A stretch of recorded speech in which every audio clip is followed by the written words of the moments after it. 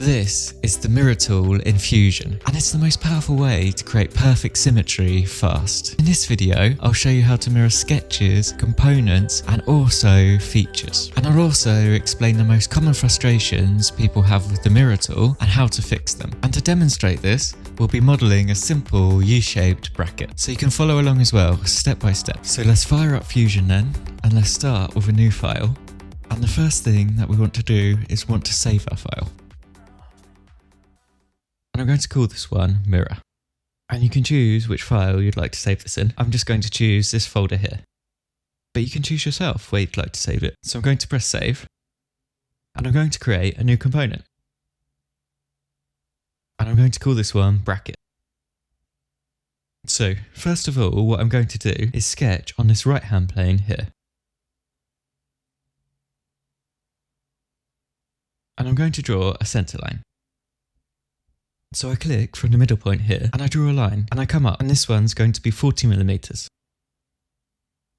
And I'm going to click on this and click the center line icon here to make this a center line. To draw my bracket, and I'm going to click the lines all again, and I'm going to come from this point here. And this one's going to be 20mm. Then I'm going to come down all the way to this line. And then I'm going to come along 20mm. So once I have that, I'm going to add some fillets to these corners. So these ones here are 5mm, and then one on this one here. Now I know we haven't got this one fully constrained for the mirror tool, but I wanted to show you a quick example. Now what I want to do is I want to click on this offset. And first of all, I'm going to take off this chain selection here. And I just want to select these lines individually. And give this a 2mm thickness. And then I'm going to join it up at this end. So now we've got this sketch, and I want to show you how to use the mirror sketch tool. So if I click on the mirror up here, and then press on mirror, this brings up the objects, and the objects are the ones that you want to mirror.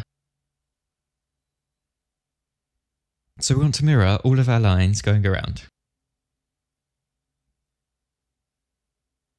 So I'm going to click on these one by one. Just like that. And you can see that it's drawing this out as we're doing it. And then we click on the mirror line, which is already selected because it's seen the center line here. And something to be aware of, you can't use curved lines as the mirror lines.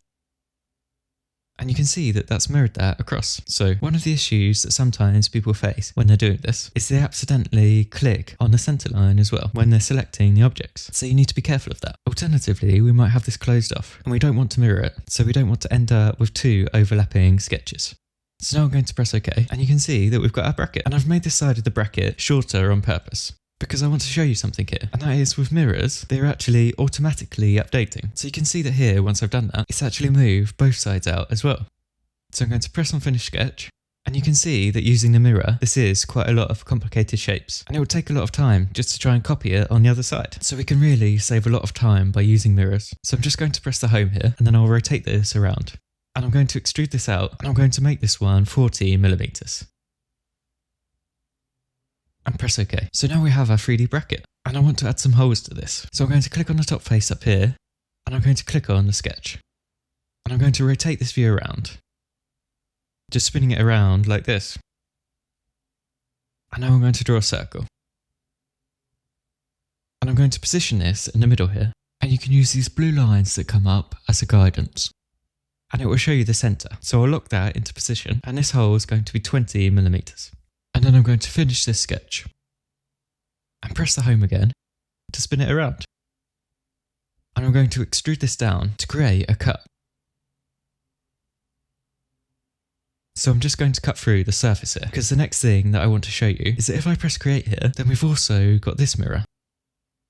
So there's actually two different types of mirror tools. There's a mirror tool for sketching, and there's also a mirror tool for bodies and components, and a couple of other things that I'm going to show you. So if I press this mirror, you can see that it's currently on the object type components.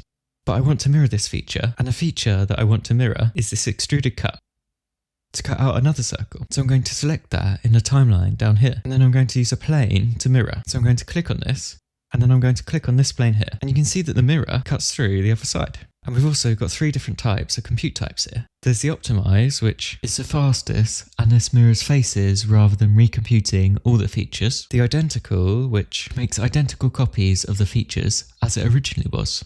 And also adjust, which recalculates features, giving potentially different results each side. This is flexible but slower. Now I've used adjust for this example just because it was the last one I had selected, but mainly I would recommend using optimized most of the time. And if the mirror doesn't work with optimized, you can experiment with the other 2.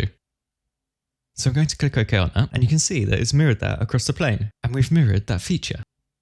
And the next thing that I want to show you is you can actually mirror components. Because let's say this was part of a car, for example. Well, cars have a lot of matching parts on each side of the vehicle. One on the left hand side and one on the right. So if I double click on this, and let's just rename it. Let's just say this is bracket left hand, so we'll write LH. And then I'm going to expand the browser here to find the body.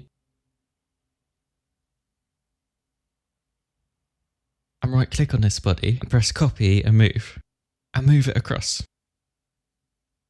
And you'll see why in a second, because if I press OK on that now, what I'm going to do is create a mirror. So if I go to mirror, and I'm going to change this now to components. And also one thing to note here, you can also mirror faces, and you can do that as well, but we're going to focus on components for now. And for the plane, I'm going to choose this one here. And this is the object, and I'm going to select that one. And you can see that it gives you a preview. And I'm going to press OK. And you can see now that we've got 2 other mirror components. And there's another thing that you can do. You can create construction planes. And this is a good idea for creating mirrors, because you can control distances more accurately. And also they'll stay in the same place as you make changes. So let's move this further down here. And now I'm going to show you if I press create. And then mirror this body. And the mirror plane is going to be this one here. And one other thing to note is be careful when mirroring threads on things like screws, because it's going to make that thread go in the opposite direction. So that's just something to watch out for, just from experience. And also, you can't mirror meshes. So in order to do that, you need to convert it to a body first. And I have a video on how to do that, so I'll put a link to that in the description. So another thing you can do is you can actually mirror bodies and join them together. So if I click create here again, and then I press on mirror, in the object types here, I will just select one of these brackets, for example, and choose the mirror plane. And then I select this flat surface as the mirror plane. You're going to see that it's going to mirror it across to this side. And choose the operation here, join, because these 2 are touching, and that's going to automatically join them together. So I press OK on that and extended it. So we've got quite a few different things going on here just because of all of these examples. But the idea behind renaming this left hand side is if you've also got a right hand side, you can rename this as well with RH, for example. So then you can see which parts on the left hand side and also which ones on the right hand side.